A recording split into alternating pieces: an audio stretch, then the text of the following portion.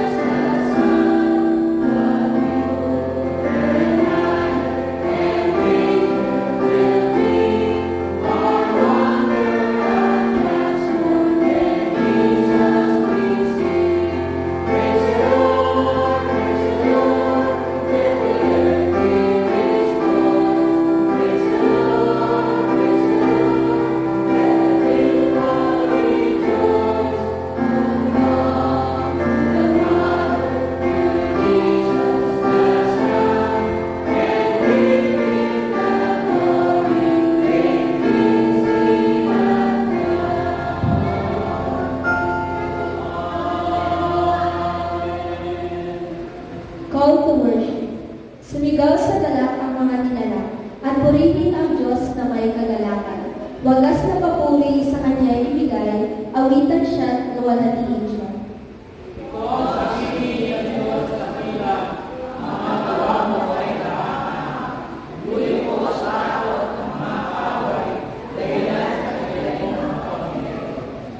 Ang lahat sa lupa, ika'y sinasamba. Awit ng papuri, iyaong pinahanda. Ang iyong pangalan, pinupuri nila. Tayo po lahat.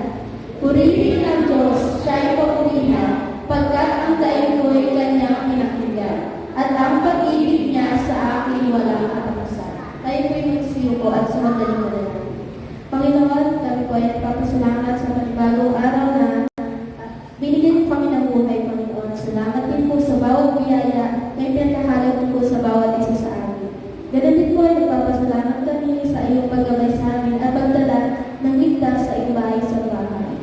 Kung may mga kasamahan pa po kami, Panginoon, na wala pa dito, ay gabayin po sila upang makasama po namin sila ng nagpupuri po sa iyo. At awa, Panginoon, ay pamunahan po kami sa aming service sa umaga ito.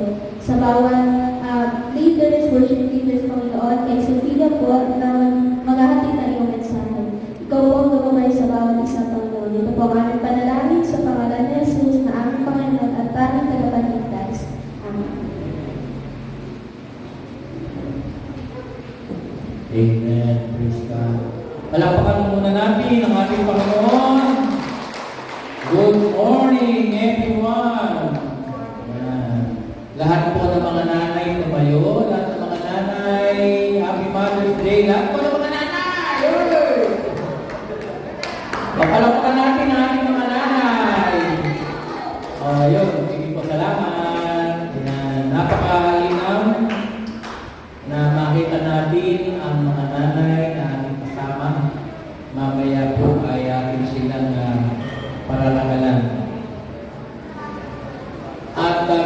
po sa ating mga kasama na nasa online. Ano po? Hello po. Kina Kuya Ed, Ate Eva na ngayon ay nasa Singapore. Ate Eva, Happy Mother's Day po. Kay LB na nasa Qatar, tama po ano? Nasa Qatar. Si Ana Reyes na nasa Macau, China, ano po? Ayan. Iba pa nating mga kapatid na mga OFW kay Joey, kay Karil, kay kapatid na Carla Kerwan na nasa US, Happy Mother's Day po sa inyo. At sa lahat po ng mga nakantabay sa ating pong online worship service today, tayo po'y nagagalak na makasama po namin kayo. At gayon din sa ating pong mga gawain, after the service po, ay po meeting ang lupo ng pagsamba para pag-usapan ng mga mahalagang bagay. Tuesday po, ang ating activities, ang Bible study ng ating mga kabaihan, alas 4 ng hapon. Wednesday, ang Bible study po ng mga kalakihan doon sa farm. Thursday, alas 10 ng umaga sa San Diego Family, 5 p.m. At ito po yung ating weekly service. At natapos na po yung ating evangelistic explosion. At malaman po, mabibigyan po ng certificate yung pong nag-iisa na nagtyaga para magsanay sa ating evangelistic explosion. At pag Sabado naman po, alas 6 ng umaga, ang ating Dawn Watch Prayer. 9 a.m. ang ating Children's Ministry, Adult Bible Study sa Marisa 6. Alas 2 ng hapon, Sabado rin po yan, MYF Bible Study. 3 p.m. Praise and Worship Practice. At 4 p.m. ang extension class sa Sitio Central.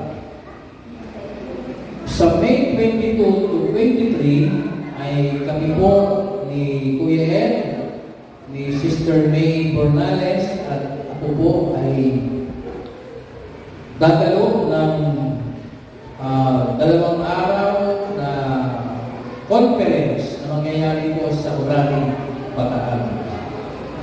Ang youth camp sa May 25, 26, and 27 sa Malolos, Bulacan, gagawin po.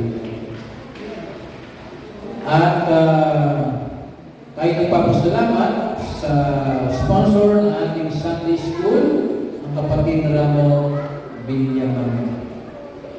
Happy birthday po, May 13, ang kapatid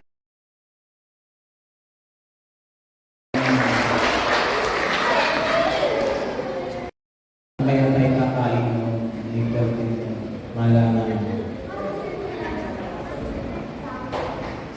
At gayon din kay Kevin Alagon, May 16. Happy birthday.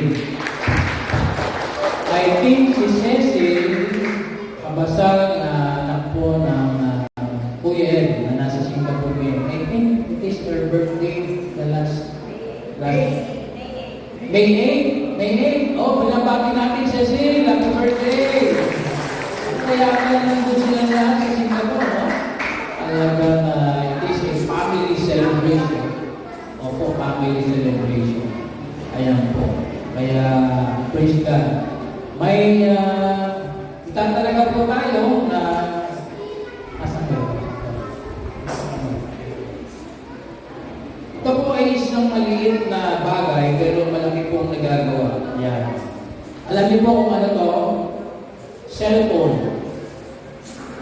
Ngayon lang namin na naging na cellphone na gitara ang gumagamit. Ano ba tawag dito?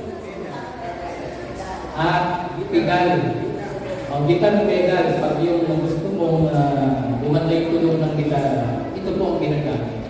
Bagong bili po natin ito, kaya lahat po ng mga kagamitan na ating pong ginagamit para kay Lord ay itinatag agad natin sa Kanya. Pwede bang tumayo po ang lahat sa maliit na nagpapasalamat sa Panginoon. Lord, salamat po sa guitar pedal na ito na amin pong itinatalaga sa iyo. Dalangin namin na ito'y gamitin para sa pagluwalhati, sa pag-aawitan at pagpupulis. At sa inyong anak na RJ na siyang gagamit po nito'y maingatan ito at tunay na maging daluyan ng tunog ng kalangitan. Upang ang lahat ay may kagalakan ng Kristo. Sa pangalan ng Ama, ng Anak, at ng Banal na Espiritu. Salamat po. Amen. Di po, ako po na pong lahat. Okay.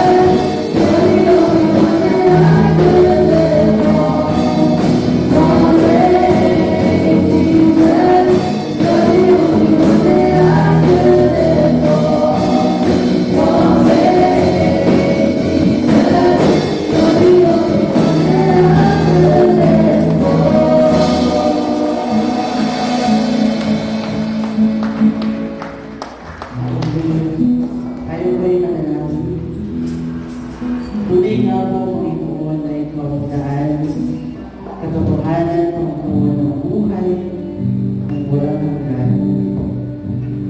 Tunay nga po na ang iyong pagmamahal ay patuloy namin naranasan. Tunay nga po na ang kapayapaan ay patuloy na naranasan namin sa aming mga buhay. Salamat, Panginoon, sa reminder na pinagkaloob mo sa amin na araw-araw sinasabi mo, Panginoon, na kami ay iyong anak, na kailanman hindi mo kami iiwan, na kailanman, Panginoon, na hindi mo kami pababayaan, Diyos. Kaya maraming salamat.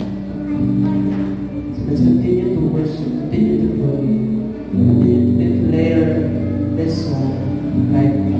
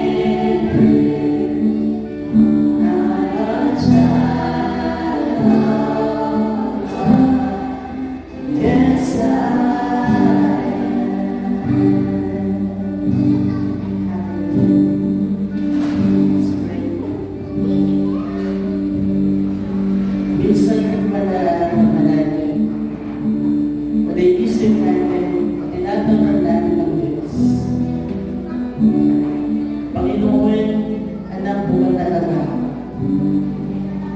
Kung anak mo ako, Panginoon, bakit ako nahihirap? Bakit ko nararanasan yung paghihirap na dapat na hindi ko deserve? Dahil anak mo.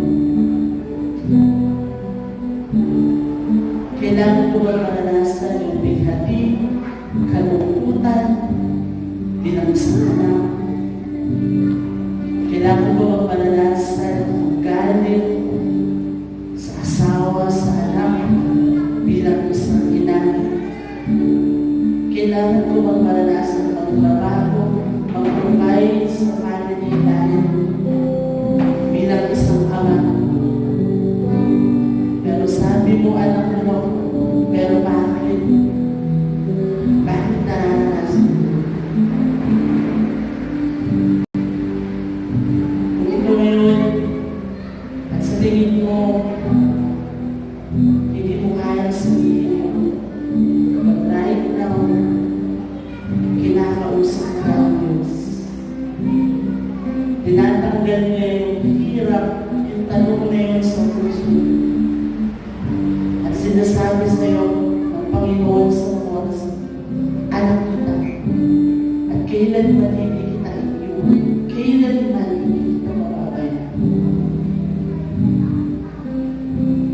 And declare it, just claim it, that you are a child. Hallelujah.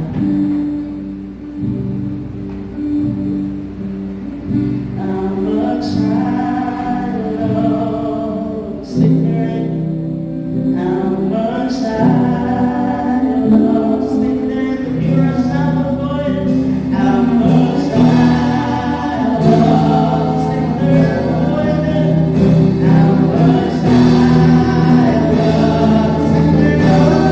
I'm a child of God. I'm a child of God. The Son sets free, always free indeed. I'm a child of God. Yes, I am. In my mother's house, in my father's house, there's a place for me. I'm a child of God. Yes, I am. In my Father's house, there's a place for me. I'm a child of God. I'm a child of God. I'm a child of God. Yes, I am. This is our prayer in Jesus' name.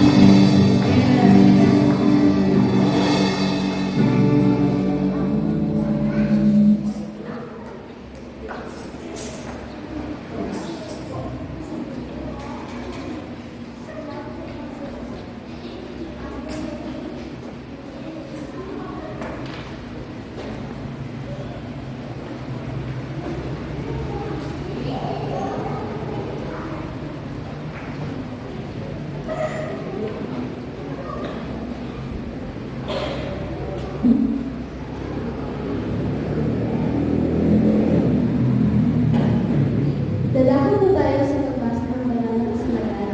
Ating po unang pagbasa ay matatagpuan sa Ezekiel chapter 34 verses 1 to 7 at ganito po ang sinasabi. Sinabi sa aking Yahweh, Ezekiel, anak ng tao, magpahayag ka laban sa mga pinuno ng Israel. Sabihin mo, pinapasabi ko, nakatakda na ang parusa sa inyo, mga pinuno ng Israel. Sarili lamang ninyo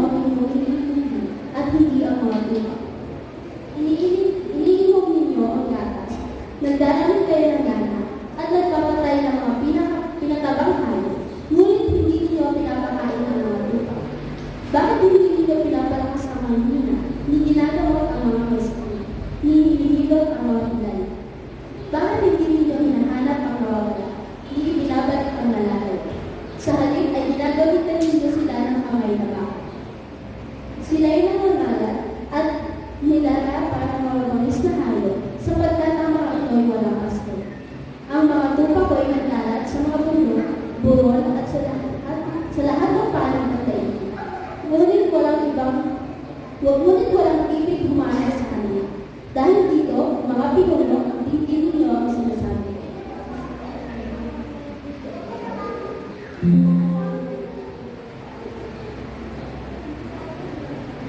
Magsipindig po ang lahat bilang paggalang sa pagbasa ng Ebanghelyo ayon kay Juan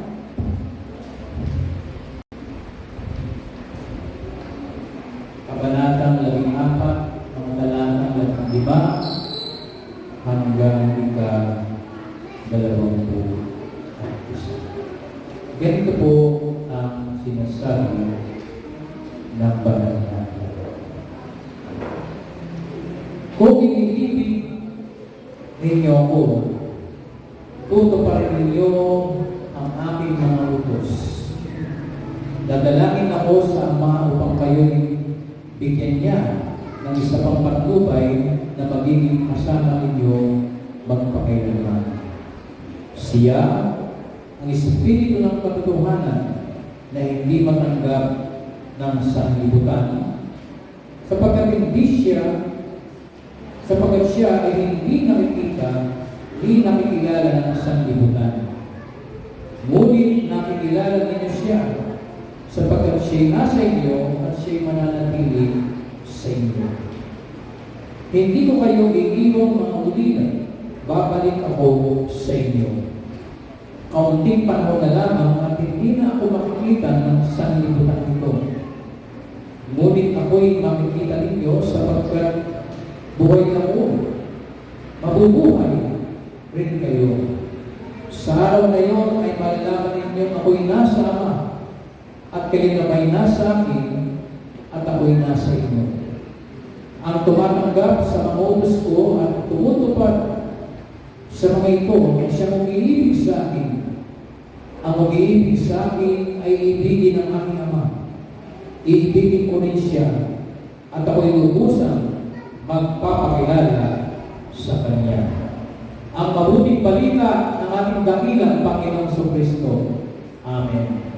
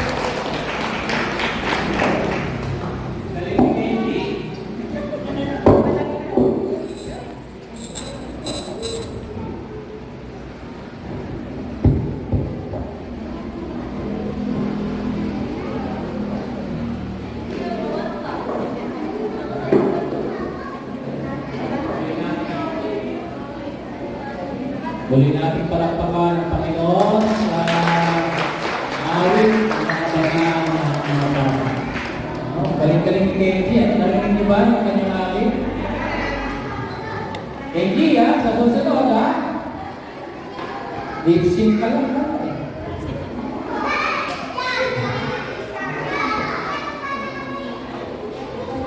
Good morning again.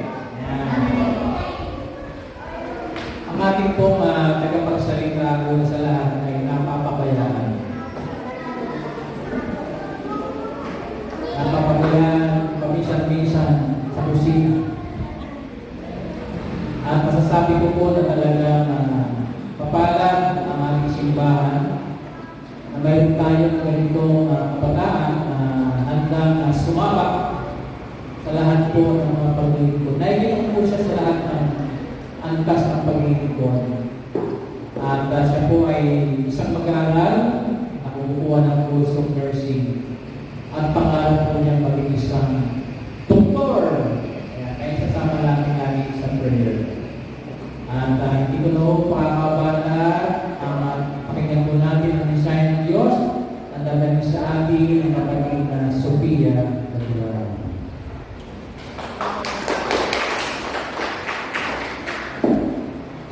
Magandang umaga po sa ating lahat. So, saglit ang introduction lang na bago po ako magsimula. So, magandang araw po and Happy Mother's Day po sa lahat ng ina na nandito at sa lahat na nagtaguyong bilang ina ng bawat isa. So, today, we celebrate the love, sacrifices, and faithfulness ng ating mga nanay. Grabe no? Mothers do so much for their families. Madalas, hindi natin napapansin, pero tuloy pa rin sila nagmamahal, nag-aalaga at nagsasakripisyo. Tayo po ay manalangin. Lord, we thank you for this day, O Lord, na you've given us, Panginoon. Maraming salamat po sa patuloy na blessings, O Lord, na aming natatanggap sa araw-araw. Lord, sa aking ibabahagi sa nila, Panginoon, na wala tayo makahawak ng mga puso at isip ng bawat isa, O Lord. In Jesus' name, Amen. So, ang aking po sasabihin, ang aking sermon po ngayon ay nagmumula sa Proverbs 31, verse 25 to 28. Sa wikang Ingles po, ito po ang sinasabi, "She is clothed with strength and dignity, and she laughs without fear of the future. When she speaks, her words are wise, and when she gives instructions, with kindness. She carefully watches everything in her household and suffers nothing from laziness. Her children stand and bless her. Her husband praises her." Sa Tagalog naman po,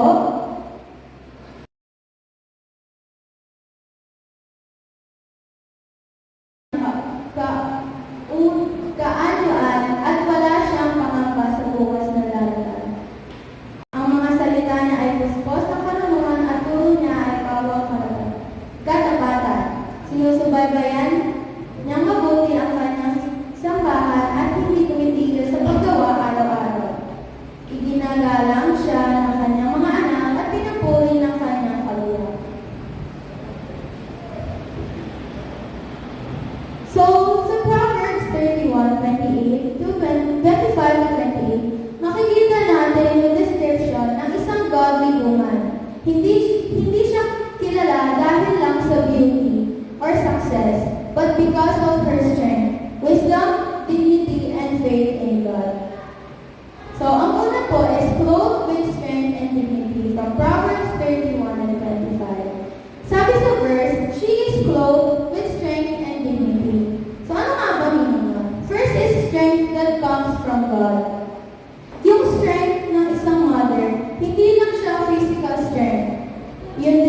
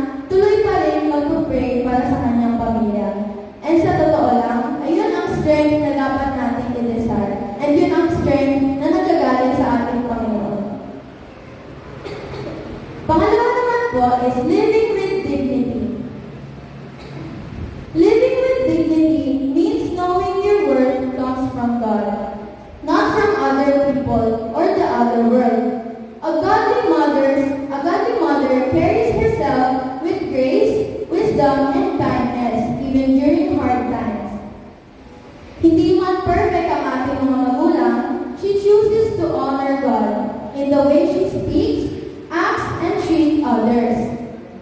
That's why the verse says she can laugh at the days to come. Because her confidence and security are rooted in the Lord, not in the temporary things.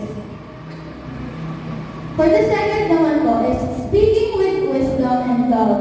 This is from Proverbs 31 verse 26. Sinasabi sa verse na she speaks with wisdom and faithful instruction is on her tongue. So ano ba meaning nun? First is, words have power. So mothers have powerful words. Yung simpleng encouragement nila, advice nila, or kahit kaya mo yan, sobrang laki ng impact sa atin. My mom would also be my biggest supporter. Lagi na akong nire-remind na with or without honors, she would be the proudest person ever. And honestly, yun ang nag-strive sa akin to do my best. She made me the person I am today, the person who cheers for others' success and helps people at their lowest. Words can either build people up or bring them down. Kaya importante na we speak with wisdom and kindness. So, ang words have power ay nakukuha natin sa ating mga nanay, sa ating mga magulang. Kasi aminin sa ating mga kabataan, ang nanay na lang lagi natin nakakausap kasi ang tatay ay hindi sobrang daldal. So, yung power na nakukuha natin sa mga sinasabi ng ating mga magulang, mga nanay, ay dapat nating isa puso at aralin. Dahil sa kanila ay marami tayong mapupulot na marangalan. Next is teaching through example. Hindi lang sa salita nagtuturo ang mga ina. They teach through their actions. Nakikita ng mga anak paano magmahal, paano mag-sacrifice, paano magtiwala kay God. Through our moms, ang simpleng na, always say po and opo, or na, huwag ka munang lalabas kasi delikado na. As a teenager, marami ka ng curiosity in all parts of the earth.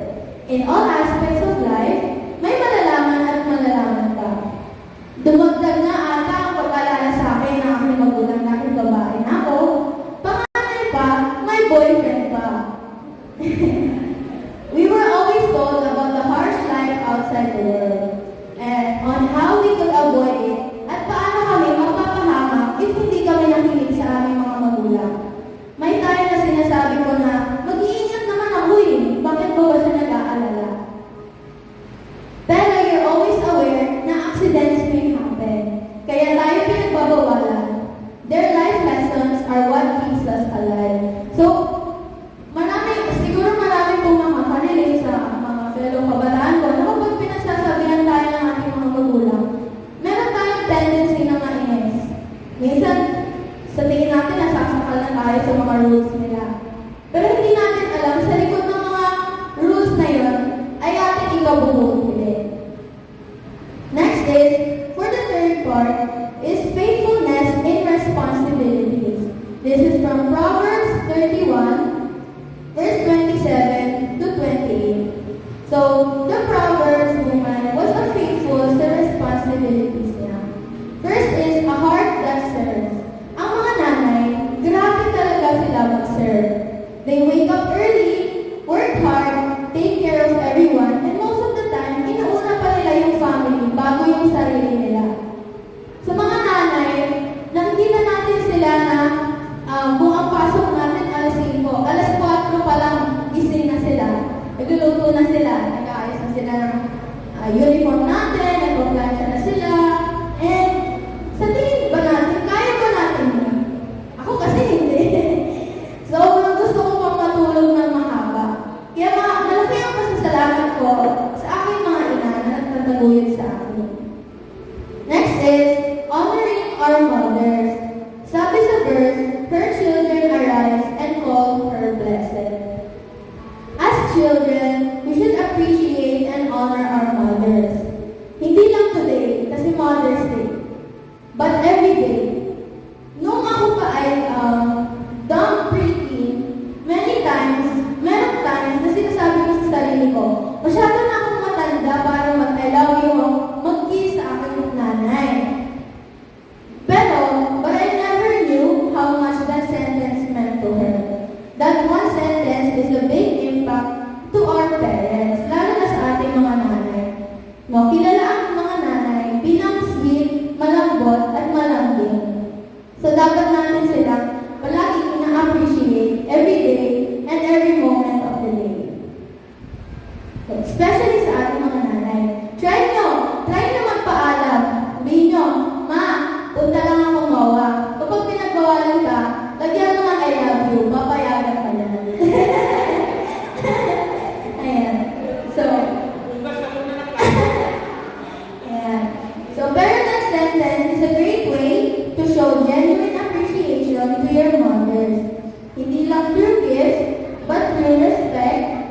obedience, love, and gratitude. So, gusto ko po muna, bago ko po tapusin ang aking sermon ngayon, I have a message for everyone. Even though this passage talks about mothers, my lesson rin ito sa atin. First is, pursue godly character. So, like our mothers, God wants us to live with strength, wisdom, love, and dignity too. Like our mothers who carry these traits, we should also learn from them how these characteristics will make us a person with God's wants. So tulad ng ating mga nanay, nakikita natin sila, they are very graceful, sila ay very gentle, and sila ay very mapagmahal. So dapat natin intindihin na dapat tayo, lalaki at babae, dapat natin ma-inherit ang mga traits na gano'n. Dahil yun ay isang godly character. Second is, appreciate the people God gave us. Let us not wait for any special occasions bago tayo magpasalamat sa ating mga magulang. May kasabihan, makikita nyo lang naman ang halaga ko kapag wala na ako. Masakit na ito, pero karamihan ay nakakaramdam ng ganitong sitwasyon. Pero huwag natin hahayaan na ang ating sariling ina o mga magulang ang makaramdam nito. Being appreciative to your mother doesn't mean you are soft or weak. It shows how you prove that you love your mom or for anything, and show how you show your vulnerability. For the last one is we reflect God's love. So mothers reflect the caring and faithful love of God. Through them, mas naiintindihan natin how God loves His children. Napansin niyo ba na mas malambot ang mga mama talaga compared sa mga papa? Kung gaano sila mabilis sa pagsabihan at paano natin sila mas mabilis lapitan sa ating mga problema. How they are gentle and caring sa atin? Have you ever wondered na baka ganun din si Jesus? So like how mothers care for us and love us, they are the spitting image of our Lord, Jesus Christ. He loves us, cares for us, and respects us in the most loving way. And yun ay ating nakikita through our mothers. So in conclusion, today, let's thank God for our mothers, their prayers, sacrifices, and endless support. Thank you to every moms around here, and lahat ng mga nanay na hindi natin nakikita ngayon. Thank you Lola, Grandma, Mama, Mommy, Nanay, Tita, Auntie, or Papa na nagtaguyod bilang ina. Or may it be anyone who stood up to be your mother's figure. Thank you to all the mothers today. Thank you for everything you do. Your hard work, love, and faithfulness are seen not only by your families, but also by God. Truly, God blessed us to have an amazing life because you were our mother. And for all of us, may we continue to live lives clothed with strength and dignity, guided by wisdom and centered on Christ. Happy Mother's Day to all amazing moms. God bless you and amen.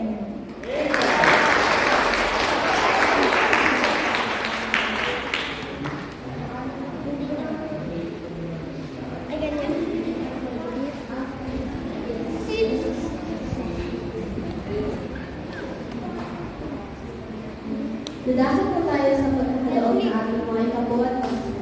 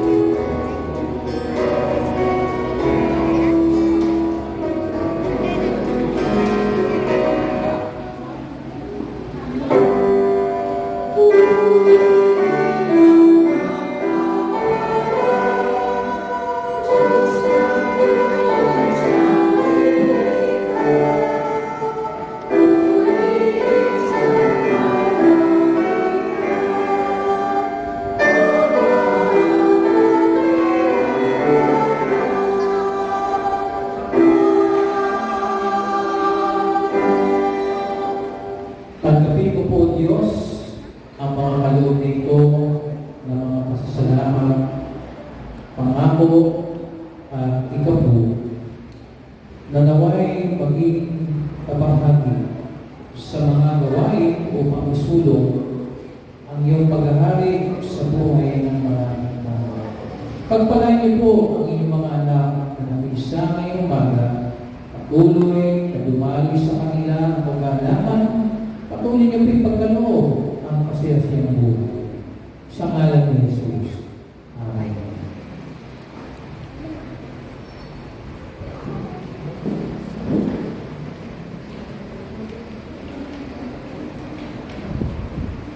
Ating po tunghayan ang sayaw ng mga.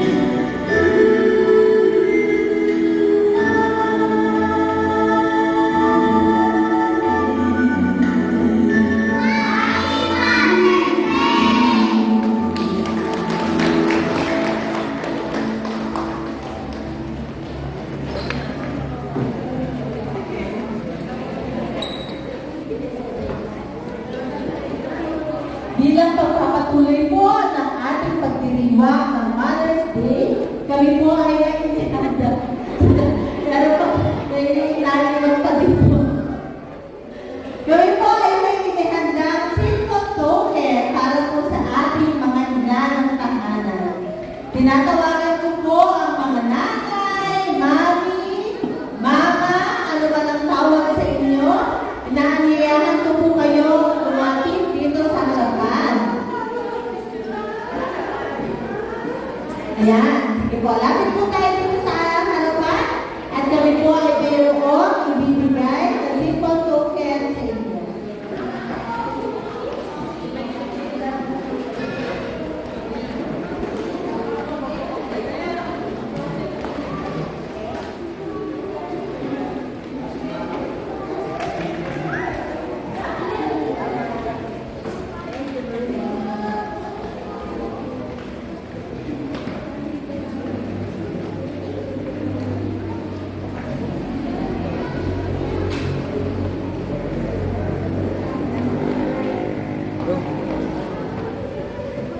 Ganda, bilis.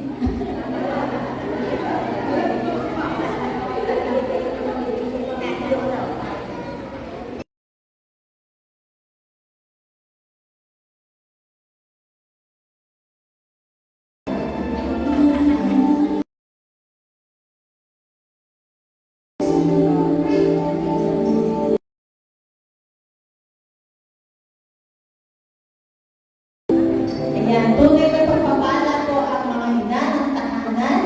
Kaya aming binabati ang mga nanay na ito ng tahanan na siyang patuloy na nagkasyaga, nag-aalaga, nag-aalaga sa bawat miyembro ng pamilya. Happy Mother's Day po sa lahat. Sama po ako sa picture.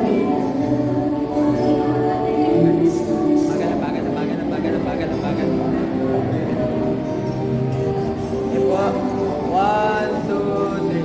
Isa pa po. One, two, three.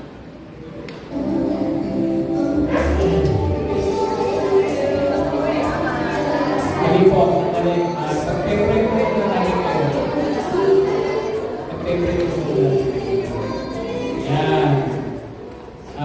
Mga kapatid, tumayo po kayo bilang pagkilala sa ating mga dakilang nanay, mami, na alaga at saka kiss upang tayo ay bigyan ng kalinga.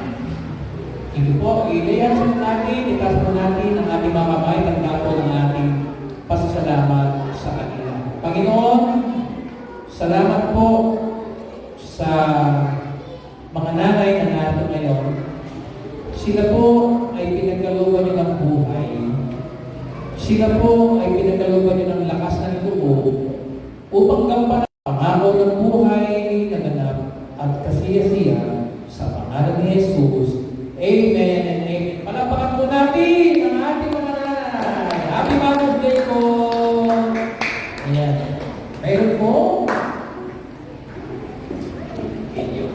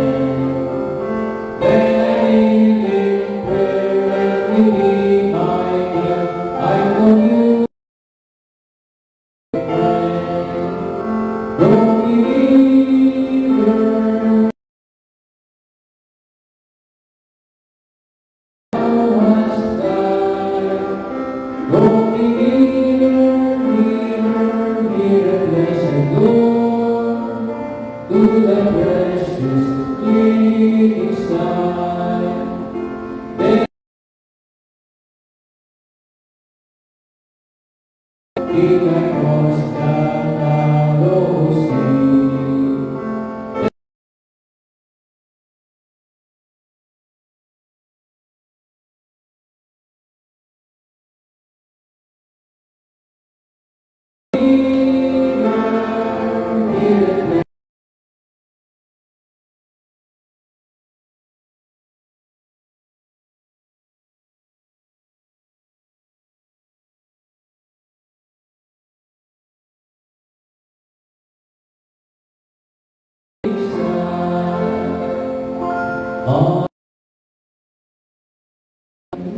Mga kapatid, tulad ng ating ina,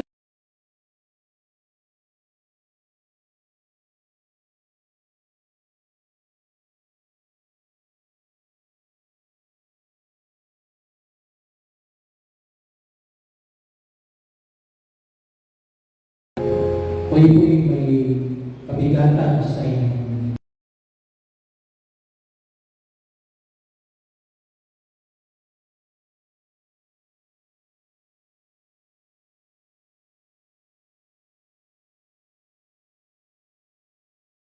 salamat sa ating Panginoon.